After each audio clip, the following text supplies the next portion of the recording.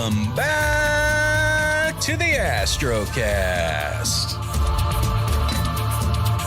Today is Wednesday, September 10th, 2025. We currently sit at 95% of a waning gibbous moon. Go ahead and get out of here, gibbous.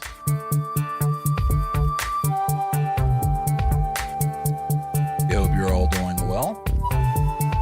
Hey, grab the right fader there. I grabbed the mic instead of the Astrocast music. So how's everybody doing? It's been quite an exciting week for me since we last spoke. Obviously, we had a very big and special episode last week, which, you know, looking back on it, it might have made a little bit more sense to save that episode for episode 70. But, you know, that's not how we do things here at the Astrocast. We like to keep it live as much as possible. And today will be no different. So, well, let's see. Milky Way season is starting to wrap up.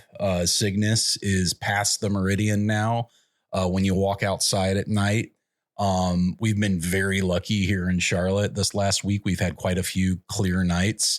And even though the moon has been very, very bright, I don't care because it's been so long since we've had clear skies here in Charlotte. I will gladly take it. And I need it because I have been working on building another new rig. So as I mentioned on the show a few weeks back, when I went to Florida in July, listener and friend of the show, Chris, I got to meet you, and he gifted me his late father's C8 telescope as a donation to the show, if you will. And I have been very busy with that C8 since I got back from Wisconsin. So I've had a lot of success so far. I'll say I'm not perfectly set up yet, but I try to get like one thing working properly each night. And, you know, that's a suggestion that I could really give to all beginners in this hobby, or anyone, even if you're an experienced person, you know, going out with, like me, it's a brand new type of telescope to me. I've never used a Schmidt Cassegrain telescope. That's so fun to say, by the way. Schmidt Cassegrain. Schmidt's already fun to say. And then you add Cassegrain on the back and it's just even better. But yeah, take your time when you're setting up new gear and, you know, really get familiar with it as much as possible because, you know, on something like a C8, there's a lot of little things that you just don't really have to consider on a refractor, not the least of which is it's significantly larger than any of the telescopes that I have. Although I will say, you know, overall weight wise, I don't think it's that far off from my SV Bony 80 millimeter doublet. Because when I lift up the whole thing with the imaging train on, it's very back heavy, obviously, with that big 8-inch mirror in the back. But it's not as heavy as I would have thought, I suppose you could say. I've got it resting on the CEM 26 currently.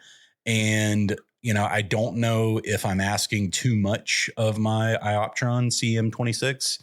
We're going to find out one way or another. I haven't quite gotten to auto guide yet, though I might get a chance to do that tonight if I can wrap up this episode early enough. I have learned a lot of things off-axis guiding for one. So I was not really sure about off-axis guiders because I've never had one. I've never really I have, you know, obviously known people who have OAGs, but I've never had one myself, and I've never really gotten hands-on with one. So they're really cool pieces of you know, old and new technology combined. If you don't know, an off-axis guider is different from your typical guide scope, and that it's not a separate telescope with a separate optical path going directly to it. Instead, you vertically insert, if you can picture a telescope, picture a small guide scope camera in the back going vertically down into it. And I say vertically because it's easier to picture, but really it could be at any angle. And basically there is a prism that picks off some of the light at the bottom of that tube. So you screw it on to the back of your imaging train. And once you do that, basically the light is going to be captured on its way to your main imaging camera and then bounced up to that sensor. So I had shared some photos early on of the guide sensor and or OAG and how I had it set up. And a member in our Discord, Chris, had mentioned to me that he thought the off-axis guider needed to be a little bit further back in the imaging train. And I was confused because a lot of the stuff that I had read had you putting it on, right after the focal reducer. And I started thinking about this, and logically, you just need basically the same distance from where that light is hitting the actual sensor on the guide camera needs to be the same distance to the actual focal plane, if that makes sense. I don't know if I'm explaining that properly, but it doesn't need to be 105 millimeters from the reducer like the imaging train does. It just needs to be parafocal with the sensor, essentially. And what that means in practice is that after the reducer, I've got the off-axis guider directly connected, and I have an ASI Mini 120, right? And I did get a small extension to put on the ASI 120 because I had moved it all the way out of the off-axis guider. And by the way, I'm using the ZWO regular sized off-axis guider. And I could tell last night when I was trying to get the guiding set up that basically just past the end of where I could comfortably fit the Mini and actually keep it, screwed in on the OAG was where the stars started showing up. So I knew I was going to need a 1.25 inch extension tube of sorts. And, turns out I was able to 3D print one. So I found I think it was a 10 or a 30 millimeter extension online, but it was enough for me, what should be enough for me to get the guide stars in focus after adding it on to the guide cam tube, whatever you call it, for the OAG. So hopefully that will go well. I know I'm going to be asking a lot out of the guiding on this rig, considering the effective focal lengths that I might be imaging at. And that's why I'm using an off-axis guider, because from my understanding, they work a lot better for getting as accurate of guiding as possible. And what's really cool about having a C8 now is it opens up a lot of those longer focal length images that I've wanted to take for, as long as I've been into astrophotography. So, for example, galaxy season, the springtime. I mean, you guys probably can remember last spring. I was really reaching for something to do that was somewhat interesting. And, spring's a tough time if all you have is a wide field refractor. And don't get me wrong, there are definitely cool things that you can image in the spring. I'm a huge fan of doing wide field shots that have thousands upon thousands of galaxies within them. Like, if you put a Red Cat 51 or an SQA 55 at the hind legs of Leo in the middle of the spring, I promise you will be happy with the results. But it can be fun to be able to, really zoom in on some of the smaller galaxies, and, planetary nebula are kind of notoriously small. And this is going to open up the opportunity for me to really do that finally. And, right now I've got the 585 MC Pro on the back, and I knew, obviously it's a very cropped sensor, smaller than a Micro Four Thirds. I think it's one of those 0.5 inch. I never know how you say that the 1/1.2 inch sensors. And my apologies, guys. I just realized I had the mic way too close to me. So if I sounded a little aggro there at the beginning, my bad. But yeah, with the 585, it's got a 3.3 or 3.4x crop factor. So it really does bring it in. So just between like the 294 and the 585, you're talking about a nearly 2000 millimeter effective focal distance differential. So if you were to run the 585 with the reducer, the effective focal length is 4,330 millimeters. So, absurdly zoomed in. Basically, like you can get the pillars at a size similar to the Hubble. I don't know if I will realistically be able to do that or not. I'm certainly going to try, because why wouldn't I try? But if I put the 294 MC Pro on there, it becomes a much more reasonable 1.8x crop factor, and we get 2,385 millimeters, which I think is going to be, a lot easier to make do with. I think it requires like 0.58 arc second tracking, which, with the CEM26, that might be asking a lot. I have obviously gotten it there before, and I didn't have an off-axis guider, so I'm hoping that I'll be able to make it work, but, time will tell. But the good news is, even if I have trouble with that, I've got my R5 and my R7, so I can basically get the entire 1,280 millimeter focal length that the C8 is natively rated at if I put on my R5. And then obviously the APS-C sensor R7 would give it a 1.6x crop factor, which is going to, bring it in, 2/3 more of the way, probably around 2,000 millimeters. Honestly, that'll probably get it up to where it would be without having the reducer on. So that'll be an interesting test to, I guess, yeah, because you could test it without the reducer with the R7. And then you could also test it. Well, I'm trying to think, because I think between the R5 and the R7 with and without the reducer, you can basically do both focal lengths on both cameras, depending on what attachment you have on. Anyway, I'm not going to think all the way through that right now.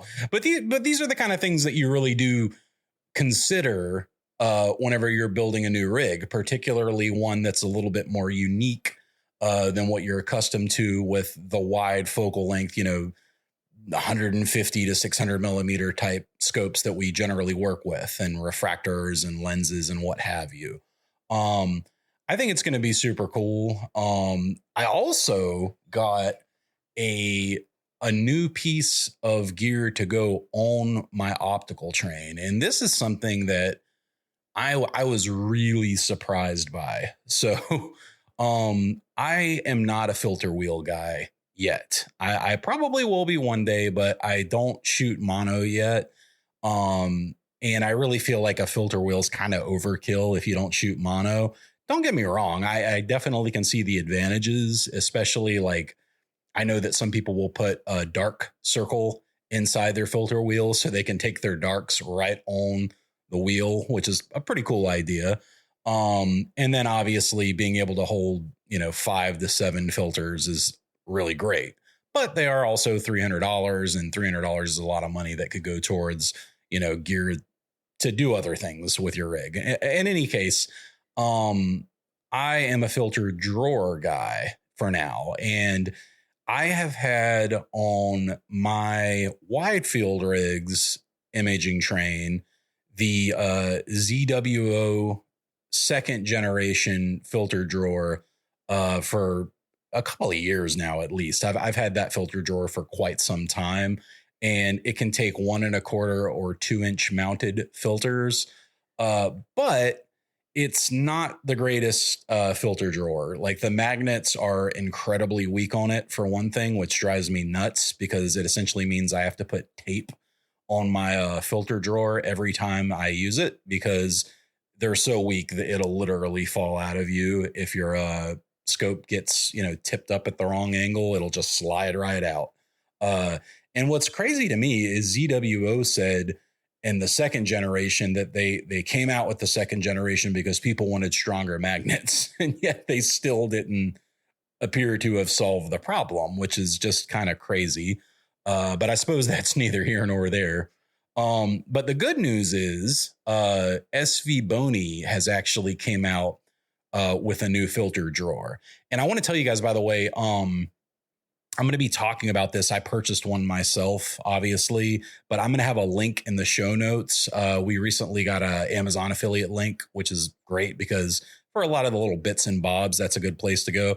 Like I say, I generally wouldn't recommend like optical gear, like, well, maybe a filter, but not like a telescope. I wouldn't recommend, generally speaking, buying a telescope through Amazon, but a filter drawer, yeah, I can get behind that. And SVBony doesn't sell at a lot of the shops like High Point and Agena. I actually checked first because I'd rather do business through them.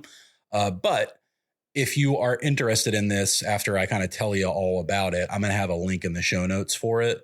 So check that out if you want, share it with anyone. And it helps the show a little bit. Amazon doesn't pay much of an affiliate commission, but it's something and it helps. So anyway, the filter drawer by SVBony is great. And I mean that for like many, many, many reasons. So first of all, the ZWO filter drawer comes in at, what is it currently? $79. So by the time you add tax and shipping, you're nearly out $100. And it includes one filter drawer with really weak magnets. It does also have like, all the adapters like M48 female and M42 threads, etc. So you got everything you need to actually hook it up to your scope, but it still leaves a lot to be desired. The SVBony, it's the SV226 is the model number. Telescope filter drawer is $52.99. And that's with a 10% coupon. It says the regular price is $55.99, but it's on sale right now for $52.99. And free 1-day shipping. The magnets on it are phenomenal. I made a little video of me shaking it so you can see what I mean, but you really got to yank on this thing to get the drawer out. It's not going to fall out by accident. You can rest assured of that. And on top of all that, if that wasn't enough, I mean, it's already a better filter drawer for about a third less than what you're paying. Honestly, it's more than a third less, $80 versus $52. So, faster shipping. Well, depending on where you live. I mean, if you're lucky and you live in the Northeast or in LA, I suppose you could get Agena or High Point overnight. But a lot of us don't. But the beauty of this one is it comes with an additional drawer as well. So you get 2 drawers and it comes in a really nice carrying case. So I was just kind of shocked by it because I didn't realize it came with all this extra stuff. I was just looking for a better filter drawer because the ZWO, I'm just going to be honest, the ZWO one sucks. It's not great. ZWO, if you happen to be listening, you need to make a 3rd generation, and it needs to have stronger magnets, and you better add some kind of special sauce because I'm telling you, SVBony has you beat on this one, hands down. So yeah, 2 drawers for the price of one, and it comes with a nice plastic case that has foam inserts. So you can actually store your filters while they're in the drawers in the case. That way, if you're heading somewhere and you want to bring a couple of filters with you on a dark sky trip, like maybe you want like an L Pro for, shooting broadband galaxies or maybe the Milky Way. And then you also have a UV IR cut filter. You can screw them both into both drawers and take them with you. And everything will fit neatly in the case. So I was just thrilled to find this. It's rare in astrophotography where you find something that's better and cheaper. So shout out to SVBony for doing things right. I'm a big fan of theirs, man. Like they were my very first telescope. And I haven't bought another scope from them, but I have bought a lot of accessories over the years. I'm considering getting one of the power boxes that they sell, just because I'm using the ASI Air Mini on the C8, and I don't get direct power for the dew heater shield, which is, well, you do get power, but it's just the straight 12-volt power. And I think that means it runs the dew heater at full power all night long, every night. Um, and it works. Like I say, I had it out last night and it didn't do up at all. But ultimately I'd like to be able to turn that down a little bit, particularly if I travel somewhere and I have to use battery power. That could be a bad day. But yeah, so I got the filter drawer today, and I was able to pretty easily install that on my imaging train. So now basically it goes reducer followed by the off-axis guider, and then directly behind that is the filter drawer. And then I've got like a 40 millimeter extension tube, and then my camera. And I am at 105 millimeters, and I was able to reach focus last night. So that's wonderful. The stars though, man, they look terrible. I definitely need to collimate this scope. There's no doubt about it. They look like out of focus, weird blobs right now, but I was able to defocus one enough to get a donut shape, not a very good looking donut shape, but a donut shape. And I know that that's kind of step one for collimating one of these.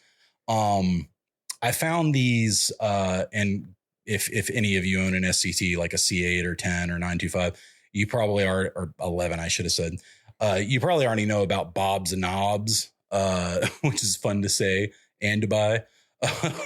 But Bob's Knobs are basically large plastic, very grippy thumb screws that you can replace the Phillips head collimation screws that come stock installed on a C8. And I don't know if like an Edge HD has a different setup. Mine's just a standard Nexstar C8 with the Star Bright coating. So a relatively new C8, but not an Edge HD. But yeah, those Bob's Knobs will definitely be the next purchase. But I think I can manually collimate it with just the regular screwdriver method to start. I mean, everybody else has been doing it for years that way. So I suppose I should be able to get that done. So yeah, I got that all built out, and it's funny. Like I said, I used the CEM26, and I think I calculated something like 18 pounds fully loaded for the C8, if I'm not mistaken. That's what it felt about like. It was. I could definitely tell it wasn't 20 pounds when I picked it up last night, because 20 pounds, I carried a lot of 20-pound bags whenever I worked harder jobs when I was younger. And I know what 20 pounds feels like, and that was not it. So yeah, cable management was something that was going to be very, very important to me on this rig, because something that I have yet to do is do like a perfect cable management job. And I figured if it was ever going to happen, it would have to be with this, ridiculously large telescope in comparison to my refractors, particularly since I have an off-axis guider, and that kind of tightens everything up on the imaging train. I figured there's no reason why I shouldn't be able to get a nice clean setup. And what I did was initially, just when I was trying to see if I could get it, to first light, I just grabbed all the cords that I had, damn the lengths, and plugged them all in to make sure everything was working. And that's great. But I started running into issues. Like, for example, that first night I plugged power into my CEM26, so like 12-volt power. And then it has a DC output on the CEM26 that I can generally power the ASI Air with. And then the ASI Air can power the cameras. That's one of the nice little features that the CEM26 has. But I noticed, and I'd be really curious if this has happened to any of you guys, because I just can't imagine I'm the only one this happens to. But if it does happen to you, please let me know, because I am genuinely curious. Email me at ruastrocast@gmail.com, or just stop by the Facebook page and leave a comment on one of the photos that I post and just let me know if this happens to you. Whenever I power my rig that way, if I lightly brush up against any of the camera related gear, so not even just the camera, like I'm talking like lightly touch the USB cord, the camera will disconnect in the ASI Air app and then usually immediately reconnect. But that requires you to tap on the camera icon, reselect the 585 or 294 if you're me, and then turn it back on. And if it keeps happening like that, it drives you nuts really quick. And like the other night, I was having like serious trouble with it where it just kept happening. So I'd mentioned that in the Discord, and one of my buddies said, "Hey, have you tried running two separate 12 volts?" And obviously I know, I've been hearing it since the beginning of time, that you should not run, all of your gear off of one 12 volt power source, but I wasn't really asking too much of my 12 volt power source before because it wasn't carrying too much weight. And I'm sure that, carrying more weight has an impact on the motors and how much power they're drawing, obviously.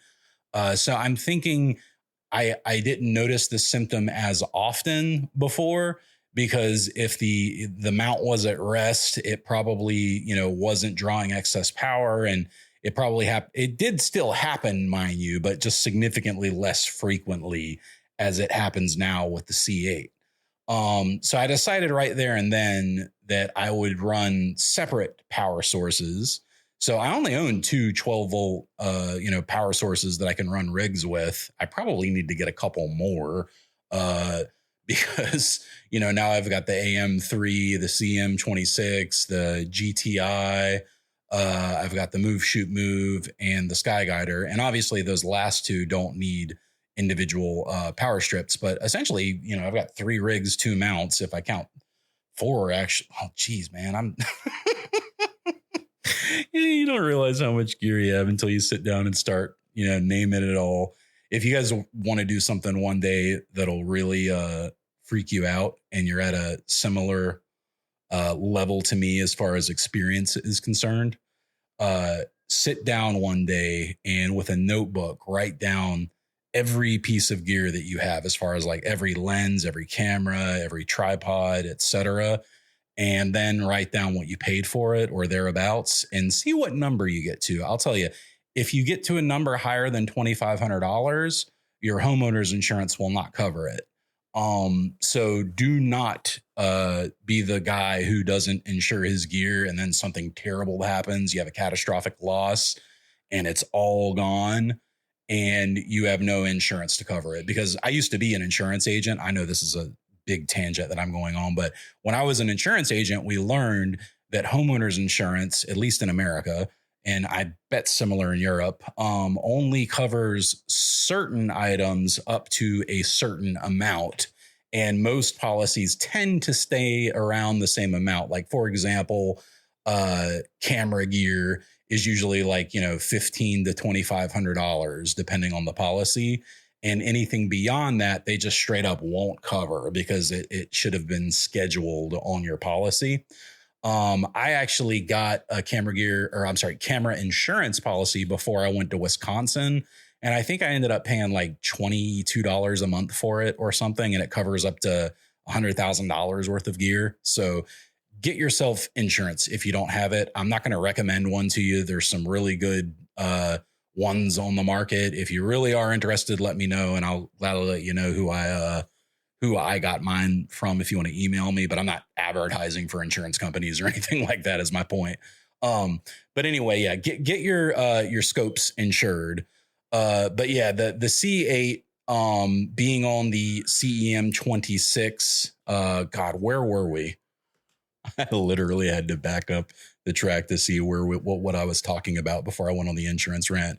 Power sources. So I ran an individual power source to power the mount, and then a secondary power source to power the ASI Air, and then that obviously powered everything else. But I think I did a really nice job with it for once. So something I did, and I've always wanted to do this, but I've never actually taken the time to sit down and do it. I wanted to cable manage the rig really well. So what I did basically is I sat down with the C8 fully assembled. So I have the electronic autofocuser on there. I've got the off-axis guider, and I've got the 585 MC Pro. And I've got the ASI Air Mini, which is mounted to the top of the C8. I bought a little dovetail holder that I was able to use two Phillips screws that are pre-installed on the C8 to mount it. And then that puts the ASI Air, pretty much right on top of the scope, just slightly to the left. And then I got out my tape measure and a length of string. And what I did was I took the string and I ran it from each port of the ASI Air to the port that it was going to. And then I would basically just pinch off the string with my thumb and pointer finger wherever, it ended. And then I would measure it with the tape measure. So I did, the length of the off-axis guider cable, the length of the 585 MC Pro data cable, the length of the 585 power cable, etc., until I had the length of every wire that was going to be on the imaging train, except for the power cable to the ASI Air, because obviously that's coming from the ground up, and the USB cable coming from my mount. From there, it was mostly, I'll tell you, with the C8, even having 105 millimeters of back focus, it's mostly 12 to 18 inch cords that you need. So significantly shorter than what ZWO generally includes. I think they include some 1 foot cables. I could be wrong about that. Maybe power cables that are 1 foot. I know they'll give you a couple of those with a camera. But yeah, it worked out great, and I was able to significantly reduce the wire clutter on my scope. And now I want to do it for my refractor. And I bet it's going to be similar for my refractor in terms of 12-inch, style USB cables. One thing you do want to pay attention to if you do that is making sure that you get USB 3.0 cables where appropriate. Like if you were using a planetary camera, those need to be able to transfer data a lot faster. So you want to make sure you get a 3.0. I think my photo, yeah. So my camera cable is a 3.0, and I think the rest are 2.0, but that's okay, except for the ASI Air ASI Air to the mount can be 2.0 as well, so that doesn't matter. But anyway, just something to consider because it, to me, this is the nicest looking rig I've ever had. I also, I knew I needed to run power up to the ASI Air and then that USB cable for the CEM26, the iOptron mount. It's a little bit of an older mount. It still has a hand controller, and you basically plug a Type B, as in boy, USB cable into the bottom of it. And then that goes out to a Type A cable, which you then plug into the ASI Air. So essentially that left me with two cables that needed to go up to the scope.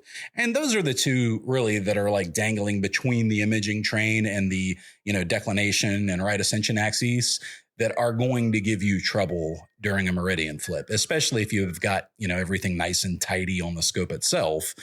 Those aren't going to give you any trouble if they're not dangling, but the power and the USB from the mount certainly could. So I had this, God, I don't even know what the stuff is called. It's soft and it wraps around wires to basically allow you to combine multiple wires into one large loomed wire.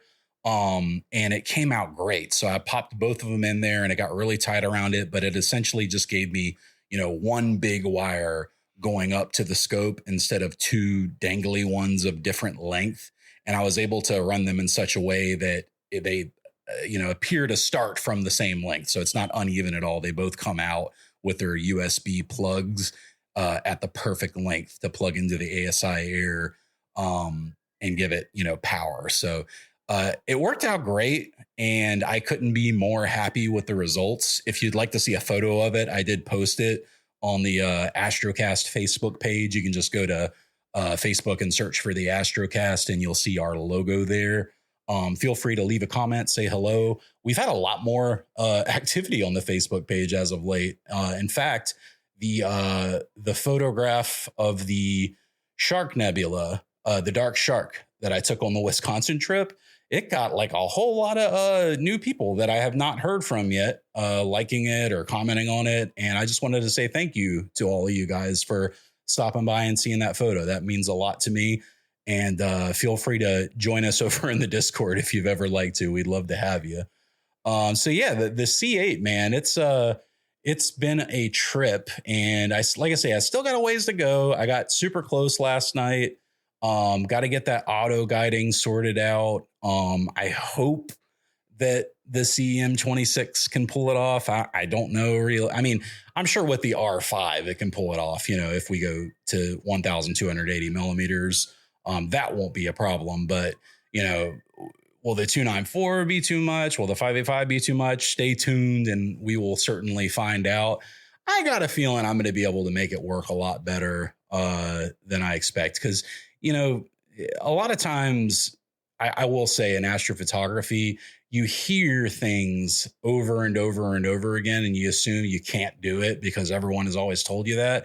And what always shocks me is I'll go out and try these things and they'll end up working perfectly fine for me. So, you know, obviously your mileage may vary, but I found a lot of the rumors, if you will, around astrophotography to not always be valid. And if you guys have any tips for me on the C8, I would certainly love to hear them. If you have any suggestions or tips, I'm really looking for like a collimation guide, because I had it in my head that you could use a laser to collimate a Schmidt, but you can't. I think the donut method is pretty much all you can do. Maybe you guys can tell me if I'm wrong. I forgot to mention installing the dew heater on the C8. That was interesting. So it's got a ring around the lens itself on the front of the telescope. And you remove 6 screws from it, and basically that ring just pops right out. And then you replace it with a new ring that has electronics running through it. And then it has 2 cables at the bottom, basically a 12-volt input and output. And the scope is cut in such a way that those 2 wires can come straight out. I think I paid like $40 maybe for the Celestron dew heater ring. It's for the C8 specifically. Anyway, it seems to work really, really good. And that was just one thing, again, that was a little bit different from what I'm accustomed to on a wide field rig, where you would just wrap, dew heater wraps around the end of the lens there and turn them on. I've also, I've only used USB power so far with my dew heaters, which I found out kind of later on. It kind of stinks a little bit because you have to have USB power, and that ends up taking up ports on your ASI Air that you might not necessarily have. I do want to remind everybody that all the ASI Airs, well, all the newer models, since the, one without terrible Wi-Fi came out, the Pro, they all have, micro SD card slots. I think a lot of people forget that, but you can indeed use that card slot to save photos. You got 3 different methods with the ASI Air. You can wirelessly transfer or wired transfer. So I guess 3.1 technically. And then USB stick, obviously you can plug in a thumb drive. And then the micro SD card as well. Anytime I'm on my network connection and I connect directly to the ASI Air, which, by the way, if you don't know how to do, put your ASI Air in station mode. Just from the app itself, click on, the settings for the ASI Air, and then you want to go in and connect station mode. And basically that just involves connecting to your home router. It'll have to restart the connection, and then you will have to connect instead directly to your ASI Air. You'll want to connect to your home router on your phone, right? And then you're going to get on your computer at home and make sure it's connected to the same wireless router. Open up your file explorer, and then in the address bar, just put if this is for Windows, mind you, I'm not a Mac guy. Just put // ASI air / and press enter, and it'll bring up all of your various methods that you have, trans flash and USB, if you have one plugged in, including internal memory. So just something to think about. But yeah, those USB ports, they get scarce really quick when you start plugging in a couple of dew heaters. I wonder, do you have to use a dew heater on an off-axis guider? I mean, I'm trying to think, would a prism fog up? I don't really know. I guess that's something I'll have to research to see. I can't really say whether or not that would happen. I also, I wanted to mention, I can't remember if I did mention it on last week's show, the desiccant container that Parrish recommended while we sit down and talked. It's working really, really great. I ended up buying one of those, and it does a phenomenal job, because before, when I would go outside to my CM26 and take the Telegizmos cover off, I would pretty much always find a little bit of dampness, just droplets of water basically on the open metal surfaces of the mount. And I would just have a towel there and wipe it down. And I don't think it was really hurting anything as long as I didn't leave it for weeks at a time. But yeah, that Dissident, man, it's doing a really, really good job. And I haven't had to plug it in yet. I hope I didn't break it, because I did drop it once because I set it on top of the mount and then I put a rubber band on there. But I had like the whole C8 on the mount last night, and it was like 12:30 at night, and I was completely exhausted. And I was like, there's no way I'm carrying this telescope in tonight. And that's why you have a pier, right? So you don't got to always bring everything in.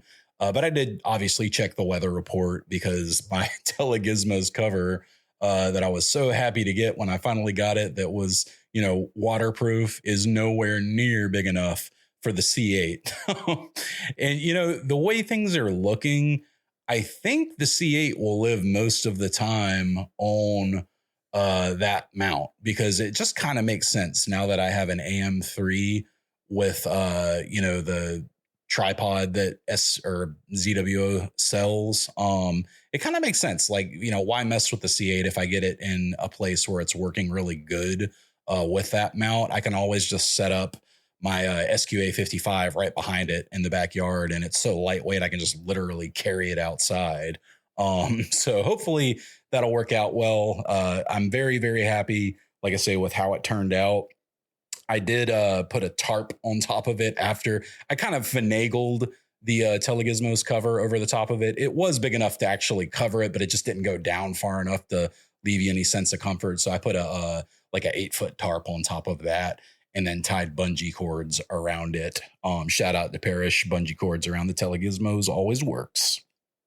Let's see. In other news, Friday night, me and my wife, Jess, got to go to Raleigh, North Carolina, and see Nine Inch Nails live. It'll be the fourth time that I've been lucky enough to see Trent Reznor play live with his band.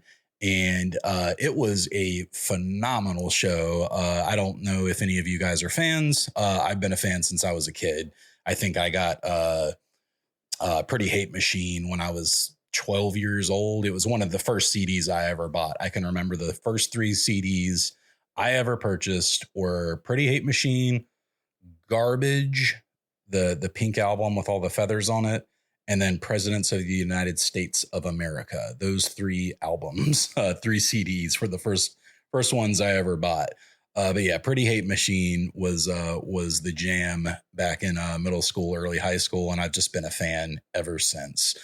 He had a DJ opened for him who was a German Iraqi DJ by the name of Boys Noise. That's his stage name. And he's apparently done some remixes of some of Trent's songs. And I guess, I don't know how they got to know each other, but he opened up for him, and it was an indoor show, which was really cool because I've only seen Nine Inch Nails outdoors so far. And if you know anything about the band, or if you've been lucky enough to see them live, they put on a really good show. So the visuals that you see during a Nine Inch Nails show are incredible, as far as like the special effects and, the smoke in the air and the colors and the lights. And it really is something else, particularly when they're going into one of their, really fast songs, and it's just all working together, and it's so kinetic. It's quite an experience. But anyway, the way that the show started, we were up in Raleigh at the, what is it, the Lenovo Center in Raleigh, which is where they play Wolfpack basketball, which is our state college here. Well, one of our state colleges, NC State Wolfpack. And the DJ essentially opened the setup. It's in an arena. So if you can picture like a, big basketball court on the floor, essentially, where they have, the stage set up. But the DJ's on one side and he's like playing his opening set and everything. And then there is what looks to be like a small stage set up in the very middle of the arena. And then the main stage is set up all the way on the left side from my point of view. We were up in the nosebleeds, by the way. I usually get pretty good seats to shows, but I think I got in late on the Nine Inch Nails tickets, so I wasn't able to get great seats.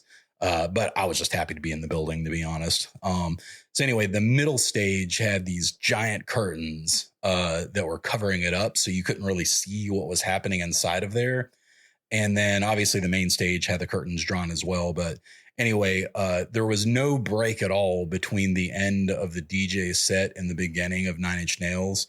Basically the DJ finished his song, and then the curtains on that middle stage just fell down, and there was Trent Reznor playing piano.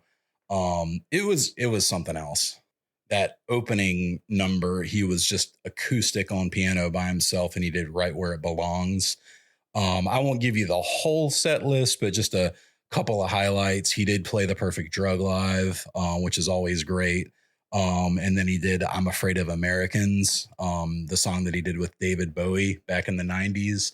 Great song, by the way. If you haven't heard it, go listen to it now. And then he closed the show. The encore last song was Hurt, which Johnny Cash famously covered before he passed away. May Mr. Cash rest in peace. One of my all-time favorite musicians, without a doubt. So just a really awesome show. We've got a lot going on this week too. That's why I'm like squeezing this episode in on the recording time. But tomorrow night, we're actually going to Columbia to see Adam Sandler live. So that should be a lot of fun. Very much looking forward to that.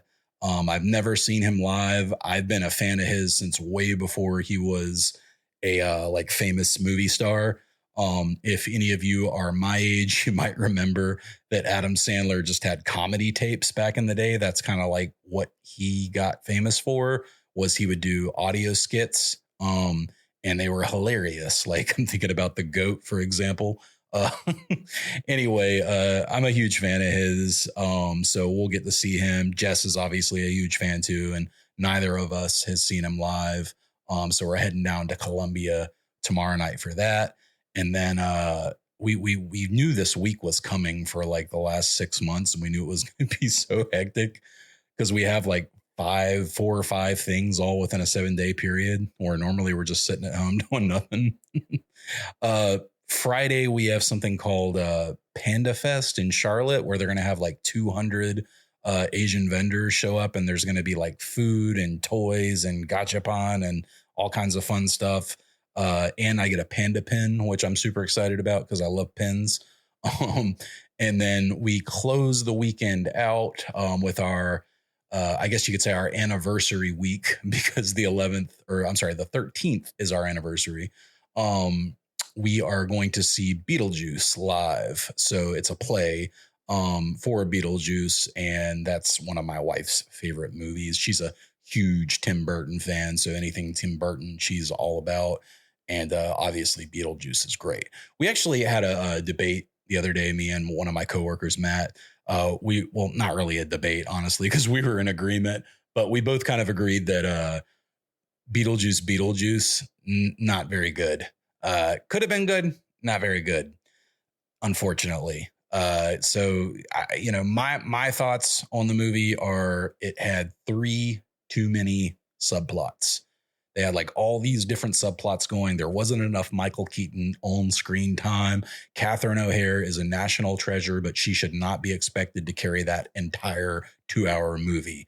And that's what they put on her when all we really wanted to see was Beetlejuice making wisecracks. So they could have lost like the entire crazy ex-wife coming to get him story, and I don't think anybody would have missed it. Lydia was great too. Winona Ryder, that is. But yeah, I too many remakes, man. Too many. Don't get me wrong. I'm all about a really good, well done remake. I have no problem with it. But man, oh man, they regurgitate so much stuff these days. And there's so much good content out there from books that could be taken, and they just choose not to because they find that, the old story is a known commodity and they only vote with their dollars. You know how the movie industry is, and music industry for that matter. But I think that's really unfortunate because like we were talking about X-Men, for example, or not X-Men specifically, but Marvel and the Marvel universe. And, Matt was saying like, how many times can, they do Spider-Man with a different person, yada, yada. And I was saying X-Men would be an excellent story to draw from if you wanted to, do a reboot of Marvel universe. The whole Krakoan saga that just ended last year before this current series that I'm reading started. It's an incredible story, and you could make great Marvel movies out of it if you really, took the time to do it. But I don't suspect that they will, because that would be far too cool. Anyway, that's the end of the media rant for today. I appreciate you listening. So what do you guys think? Will I be okay with the C8? Will I be able to hook up a 585 MC Pro to it and off-axis guider and just keep it moving? Or am I setting myself up for a disaster doing this? I got to polar align it before I can even get there, and I haven't been able to polar align because the stars look terrible. I will say it did plate solve when I had the 585 MC Pro hooked up last night. It did plate solve, no problem. I had to go in and clear out, put 0 by the focal length.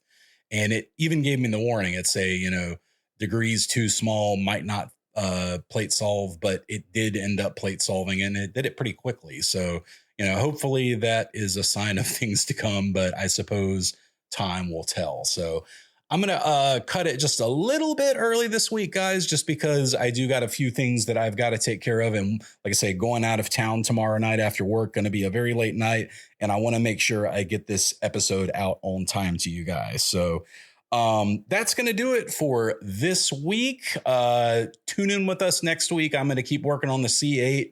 If you're interested in getting one of those SV Boni filter drawers, like I say, I'm going to have the link for that at the very top of the show notes. You'd be doing the show a solid by giving us like a 4% or something commission on the profits. So it's not much, but it helps, and I would greatly appreciate it. And I promise you guys, if you're looking for a filter drawer, that is the one to get. And I'll post a little video unboxing of it on the Facebook page as well. And speaking of unboxing things, real quick before we go, I just want to tease something. I actually received a review sample from a new optical engineering company that is coming out on the market soon. And they have actually created a very high-end light pollution filter. So it's called the Leviathan Optical Engineering Spectral Pro. And it actually promises a 98% transmission rate, if you can believe that. If you don't know what that means, just know that 98% is extremely rare, and they actually have the numbers to back it up. And the filter itself is capable of f2 optics. So you can put this on a very fast lens like your, Rokinon 135, and it's going to be able to handle it no problem. So I have this 2-inch mounted version. I want to say big shout out and thank you to the owner of the company, James, who has been an absolute champ. We ran into some issues with imports that were a complete nightmare. I just want to say thank you to the U.S. government for making it incredibly difficult for a new business to get a review unit to somebody who wants to tell the world all about that new piece. So thank you, James, so much. I am going to be testing this filter, obviously, in the coming weeks, and I'll give you guys a full review of it. I plan on putting it up against my L Pro because that's the other nice, F2 2-inch mounted filter that I have for light pollution. And I really do want to see how the two compare against each other because, obviously living in typical, I would say, night skies that we have in the US these days, Bortle 7 coming up on an 8, having a good light pollution filter is very, very important to me. And I'm willing to spend a little bit of money if it means that I can get significantly better data in a much shorter time. So stay tuned for that. Again, special thanks to James from Leviathan Optical. I can't tell you how honored I am, man. You are actually the first company to send me a product to review. And that really means a lot, man. So I really do appreciate that. It just shows, the show is continuing to grow and take on new roles, and I can't wait to tell you guys all about this new filter. I wanted to have the review ready for this week's episode, but I didn't have time. Just being honest, I did have 2 clear nights since I got the filter, but I just haven't had time to use it yet. But stay tuned for that. Hopefully within the next week or 2, I will have a little bit more to say on that. And obviously I'll try to take some photos and post them up as well. So that is going to do it for this week's episode of the Astrocast. I am your host, Rue. Thank you so much for listening. And as always, clear skies.